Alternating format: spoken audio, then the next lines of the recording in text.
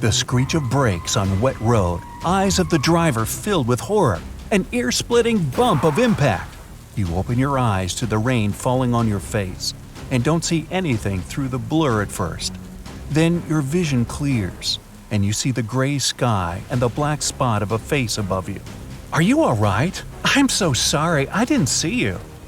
You get up with the help of the driver who hit you. Thankfully, apart from torn clothes, no serious damage has been done, and you don't even feel pain. Your exoskeleton took all the impact upon itself. The driver offers to call an ambulance, but you refuse. Still, you both wait for the police to arrive. You tell them it was your fault for crossing the street in a wrong place. They give you a warning and let you both go. At home, you take off your shirt and check the chitin plates on your side. They seem absolutely fine. Exoskeleton is such a wonderful evolutionary feature after all. The plates are hard enough to take a serious impact without breaking, yet they're also flexible, acting a bit like a spring when something hits them.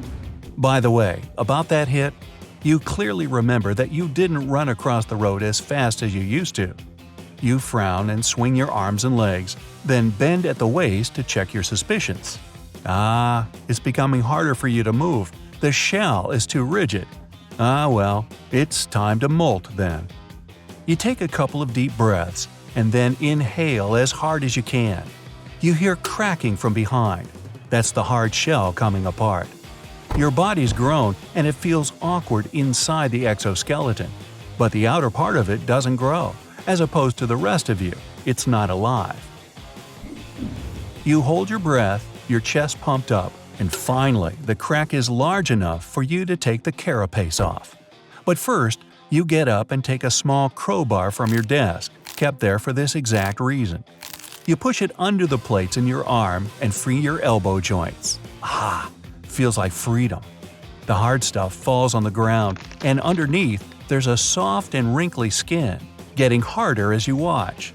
With your new and a bit bigger arms, you reach behind and help yourself out of the carapace altogether. Great! Now you're pink and wrinkled, and your sensitivity is spiked. Your fresh skin is tender to the touch. It won't tolerate any stress.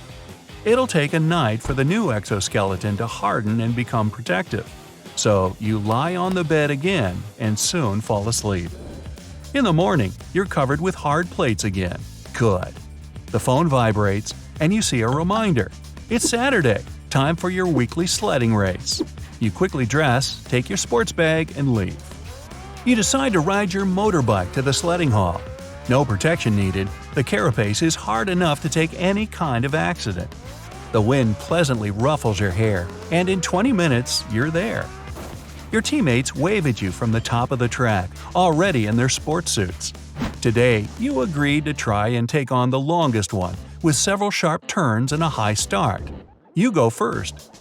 The rush of wind immediately blows in your face. The speed is getting higher every second. The first sharp turn comes, you stretch your arm to the side to slow down and turn, and you make it.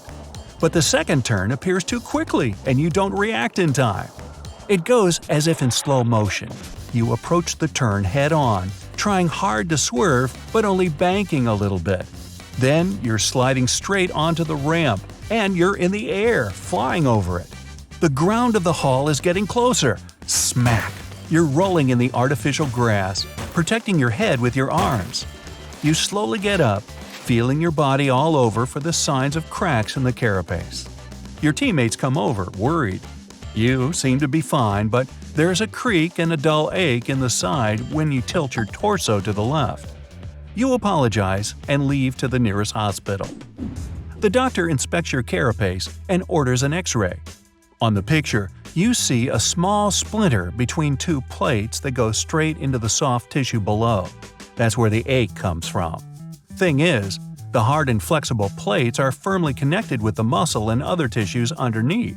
So if anything gets in between the plates, it goes into your body proper.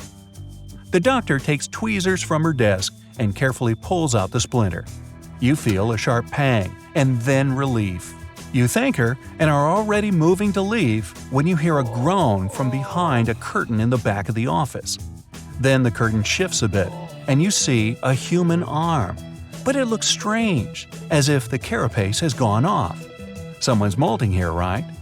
You look at the doctor in surprise, but she suddenly stands up and urgently sees you out the door. You decide to find out what's going on and stay nearby, inconspicuously watching the doctor's office. Patients come and go, but when lunchtime comes, you see your chance. The doctor leaves and forgets to lock the door. You take a look around and sneak in while nobody's watching. "Doctor, is that you?" A voice comes from behind the curtain. Trembling in fear and anticipation, you put your hand on it. You take a deep, calming breath and throw it open. Behind it, on a couch, lies a man, covered in bandages up to his face, with only a few patches of body seen through the white layers. And those patches don't have any signs of carapace on them. The man looks at you in shock and presses the button he holds in his right hand. Almost immediately, the door flings open and two pairs of strong hands take you under the armpits and haul you out of the office. Then you feel a sharp prick in your neck, and the world goes dark. You wake up from noise and shaking. You hear quiet voices and open your eyes just a bit. Through the slits, you see you're in a car, and right above you sits the same doctor from the hospital. But she's different. Her hands and neck are covered in carapace all right, but her face looks naked and alive. She suddenly looks at you and her eyes grow wide. She shouts, "Stop the truck!" and hurriedly takes something from the bench beside her. She applies it to her face, and you see it's a carapace mask. The car starts to slow down, and you see your chance. You spring to your feet and throw yourself onto the back door of the truck, forcing it to open. You land awkwardly, scramble to your feet, and run. Behind you, the doctor cries, "Stop! Please, wait!" But you run even faster. You manage to hitch a ride to your neighborhood and walk home from there. But when you approach your house, you see a suspicious car standing on the curb. With horror, you realize you've provided all your details to the hospital upon check-in. They know who you are and where you live. You turn around to run before they notice you, but only bump into the fake doctor again. You back off slowly, but there are two large men already coming towards you from the car. You look around in panic, but the doctor raises her hand in a peace gesture and asks you to talk inside. You seem to have no choice, so you two come into your home, leaving the other men outside. When you both sit down, the doctor takes off her mask again. It turns out she was born with a genetic anomaly. Her skeleton is not outside her body, but inside, and it has a bony structure. She was laughed at during her childhood. Other kids called her Skinny Mary, so she took the old carapaces of her parents and adapted them to fit her. She dedicated the rest of her life to finding others like her, all the while hiding her real identity from everyone else. But the only one she could find so far was the man you saw in her office. He got into a car accident, and his old borrowed carapace didn't save him from injuries. And then you came by. After the story, the doctor apologized for her earlier behavior and asked you if you would like to participate in her new experiment. She wanted to give herself, that man, and other people like them an opportunity to live a normal life among others, and for that, she needed parts of a carapace that hadn't been molted yet. It's safe, she assures you. The shell will grow back, as always. And after thinking for a while, you agree. She smiles and thanks you. You go to a lab Mary rented and lie on the table on her cue. You see Jake, the injured man from her office, on a table nearby, unconscious. The doctor says she'll need to give you a general anesthetic and put you under to take samples of your carapace. You nod, and she injects the medication.